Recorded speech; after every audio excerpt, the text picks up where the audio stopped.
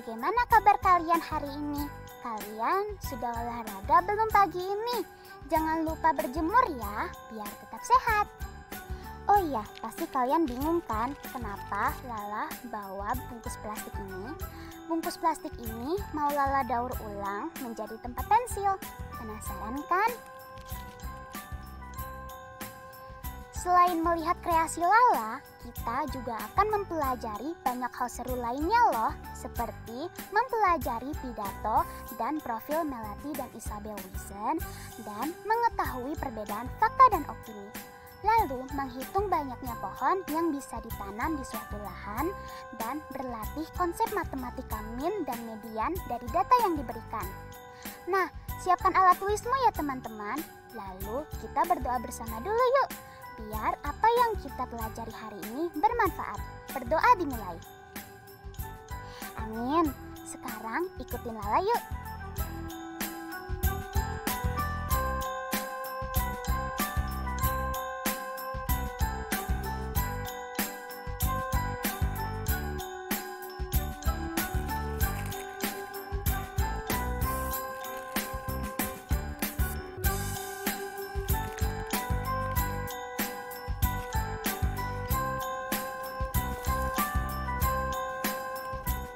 Hai lah, kita jadi belajar bareng kan?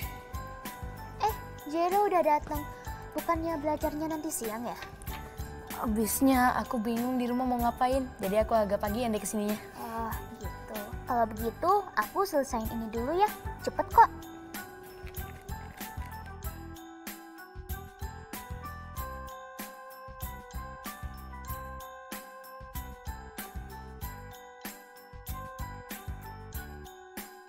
Kamu lagi buat prakarya? Kok dari plastik bekas? Emangnya bisa bagus? Bisa lah. Lucu loh nanti hasilnya. Lagian aku pakai plastik bekas biar mencegah pembuangan plastik yang melampau banyak. Jadi aku daur ulang deh. Aku terinspirasi dari idolaku, Melati dan Isabel Wilson. Mereka siapa? Mereka itu anak-anak Bali yang eksis mengkampanyekan gerakan Bye Bye Plastic Bags. Keren loh. Nih, aku tunjukin ya.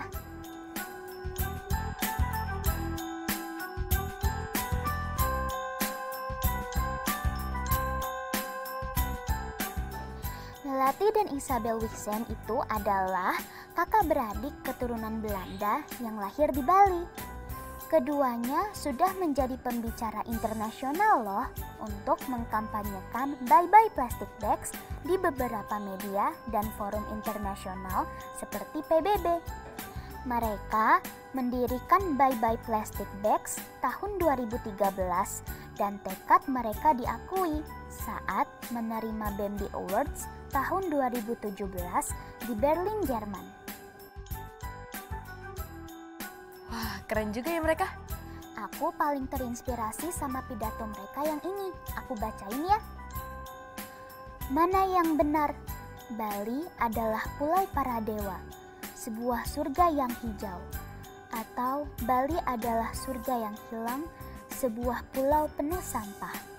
Di Bali, produksi sampah plastik mencapai 680 meter kubik per hari. Hampir setinggi gedung 14 lantai. Jadi, kami memutuskan untuk bertindak. Anda tidak bisa berjuang sendiri. Anda butuh sekelompok besar anak dengan pemikiran yang sama. Jadi, kami membentuk kru Bye Bye Plastic Bags. Tim relawan ini terdiri atas anak-anak dari berbagai penjuru Bali. Dari kampanye ini, kami belajar bahwa anak-anak pun bisa melakukan sesuatu. Dan kami tidak akan berhenti hingga pertanyaan pertama saat seseorang tiba di Bandara Bali adalah, "Selamat datang di Bali. Apakah Anda punya kantong plastik yang harus dilaporkan?"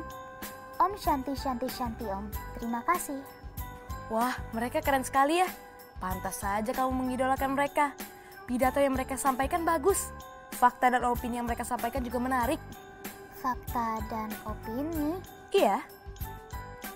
Fakta itu adalah hal yang benar-benar ada atau terjadi. Opini adalah pendapat seseorang. Nah, teks pidato itu harus didukung dengan data yang baik dan kalimat-kalimat fakta.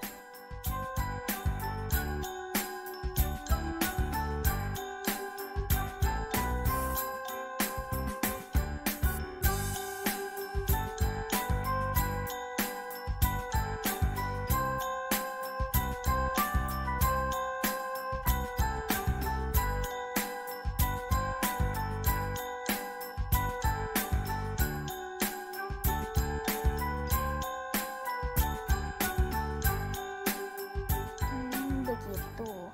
Kamu boleh kasih contohnya nggak?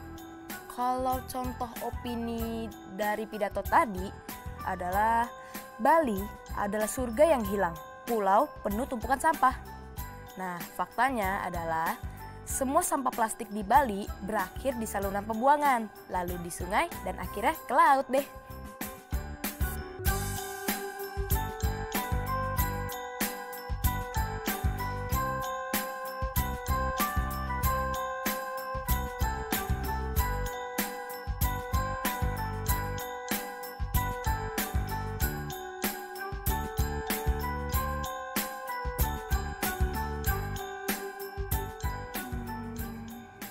Masih belum ngerti ya?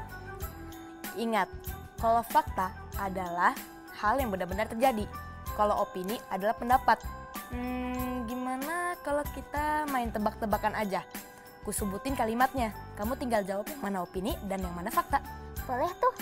Teman-teman di rumah ikutan juga ya. Nanti kita jawab bersama-sama. Nah, kalimat pertama adalah di Bali, produksi sampah plastik mencapai 680 meter kubik per hari. Fakta atau opini? Fakta. Betul! Nah, sekarang kita mulai dengan dua kalimat ya. Kalimat pertama adalah, kami belajar bahwa anak-anak bisa melakukan sesuatu. Kalimat kedua adalah, gerakan katakan tidak pada sampah plastik terjadi di berbagai tempat, seperti di Hawaii, Rwanda, dan kota-kota lain seperti di Auckland dan Dublin. Menurut kamu yang mana fakta dan yang mana opini? Teman-teman sudah tahu jawabannya? Kita jawab bersama yuk. Untuk kalimat pertama itu seperti pendapat. Jadi itu kalimat opini. Untuk kalimat kedua itu berdasarkan keadaan sesungguhnya. Jadi itu kalimat fakta. Keren! Nah, teman-teman di rumah jangan lupa ya buat contoh fakta dan opini kalian di buku latihan masing-masing ya. Biar semakin mengerti dan terbiasa. Dan jangan lupa ya untuk kasih tunjuk hasil kerjamu ke kakak atau orang tuamu. Kita juga buat contohnya yuk. Ayo.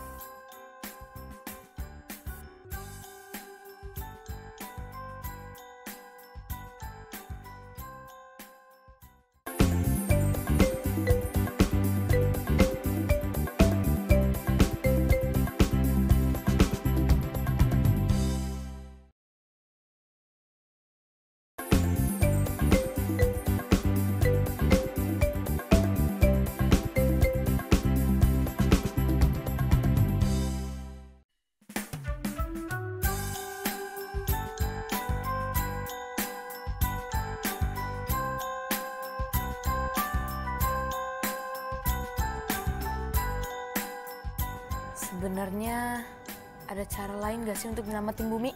Ada dong, contohnya dengan menanam pohon. Dari dulu aku mau banget nanam pohon. Lagi pula kan di Bali masih banyak lahan yang kosong. Iya juga sih. Coba kita bayangin kita punya lahan seluas ini. Kita tanam satu pohon dengan jarak yang sama antar pohon yang lain. Kira-kira berapa ya jumlah pohonnya ya?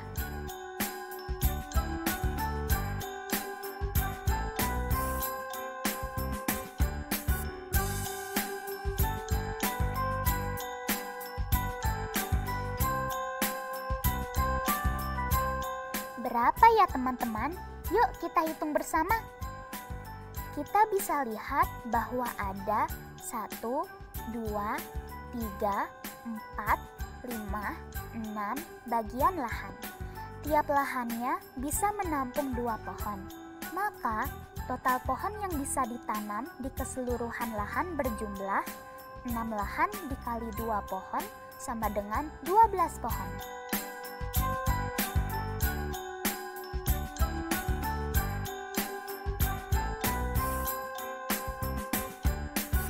Betul.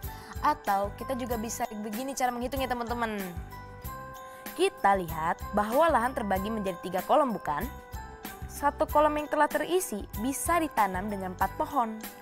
Maka total pohon yang bisa ditanam 3 kolom lahan dikali 4 pohon sama dengan 12 pohon.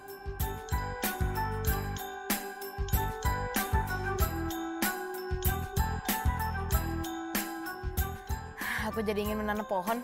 Ayo, gimana kalau akhir minggu nanti kita menanam pohon di halamanku sama halamanmu? Boleh.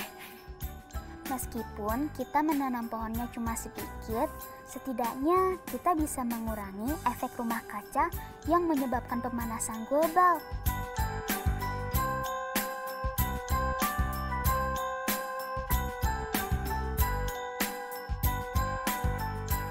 Bumi kita ini semakin panas, Jero. Nih, lihat deh. Kamu pernah dengar tentang salju abadi di Indonesia nggak? Salju abadi di Indonesia itu julukan pada glacier atau lapisan es terbesar di pegunungan puncak Jayawijaya di Papua kan? Bener, itu adalah satu-satunya lapisan es yang dimiliki Indonesia.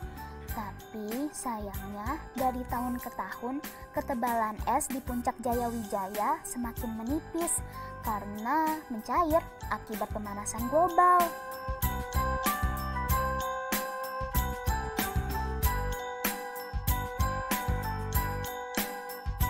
Oh iya benar, semakin tipis ya esnya. Memprihatinkan. Oh ini ada datanya juga lah.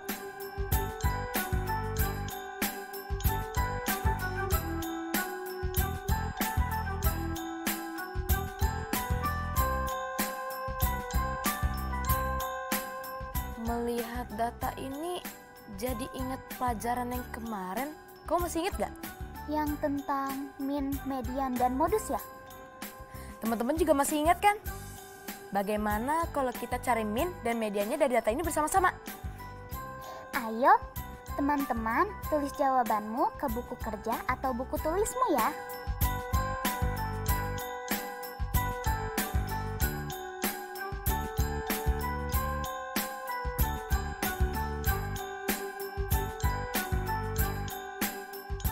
Pertama, apakah teman-teman masih ingat cara cari min-nya?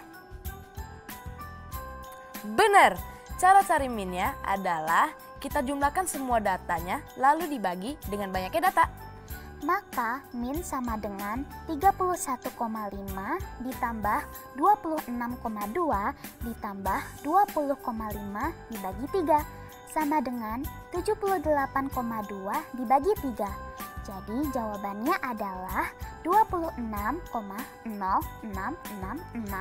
atau jika dibulatkan menjadi 26,067. Maka jika dibulatkan menjadi satu angka di belakang koma, berapa ya hasilnya? Jadinya 26,1 lah. Betul sekali.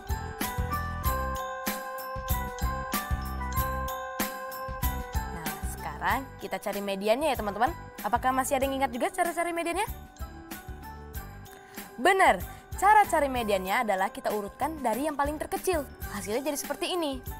20,5, 26,2, dan yang terakhir adalah 31,5. Nah, sudah terlihat kan berapa mediannya? Yaitu 26,2. Apakah jawaban teman-teman semuanya benar?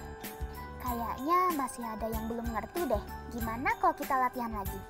Boleh, tapi kita perdalam tentang mediannya ya. Tabel berikut ini menunjukkan luas deforestasi yang terjadi di 6 wilayah. Carilah median dari data tersebut. Ingat, pertama kita urutkan dulu datanya ya teman-teman.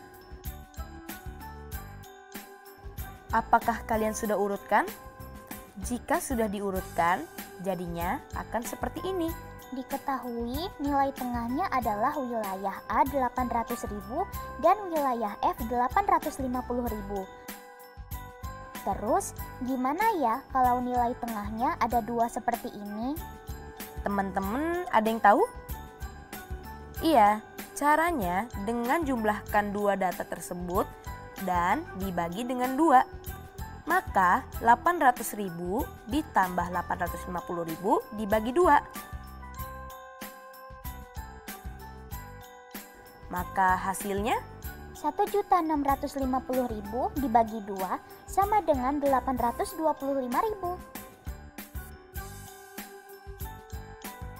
Apakah jawabanmu benar? Kita coba satu soal lagi ya. Berikut ini adalah data suhu di daerah pada suatu hari. Diketahui median dari data adalah 25 derajat Celcius. Manakah suhu yang lebih tinggi, sore hari atau malam hari?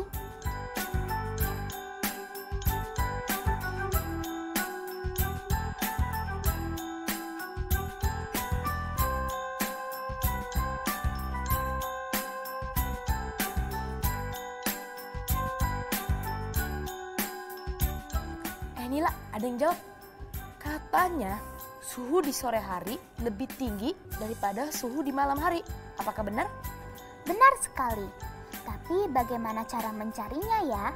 Jangan lupa urutkan dulu datanya. Pertama, letakkan 25 sebagai median di tengah.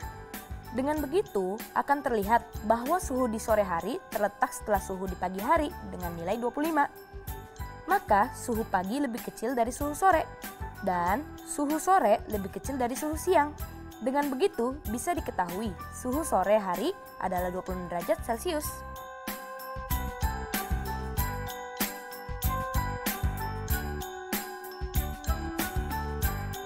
Berdasarkan penjelasan tadi, suhu di sore hari lebih tinggi daripada suhu di malam hari.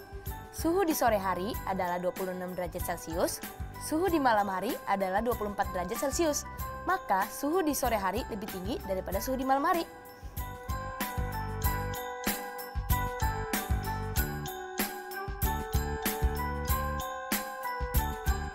Bagaimana? Semoga teman-teman sudah mengerti ya tentang konsep menghitung mediannya.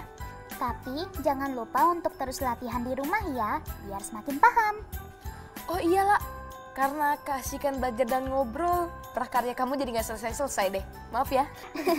Oh iya, yaudah aku lanjutin sebentar ya.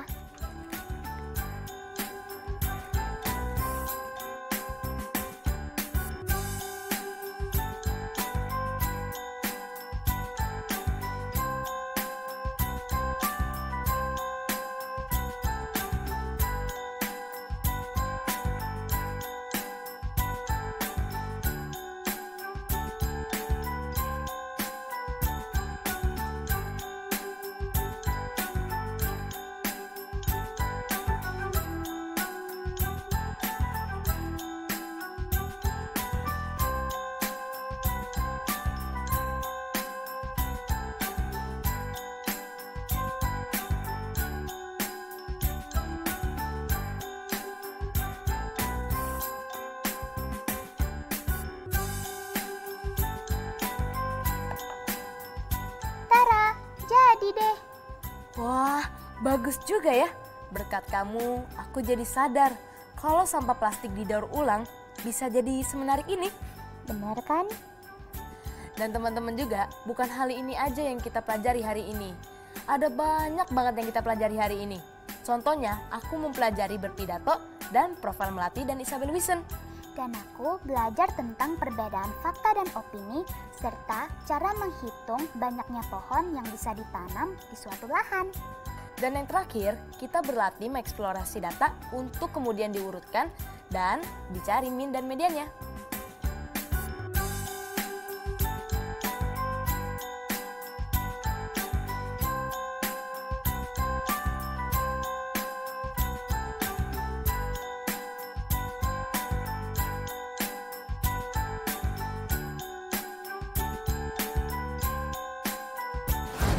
Semoga pelajaran hari ini bisa bermanfaat ya teman-teman. Ella, sini aku fotoin prakarya kamu biar bisa dimasukin ke media sosial. Oke.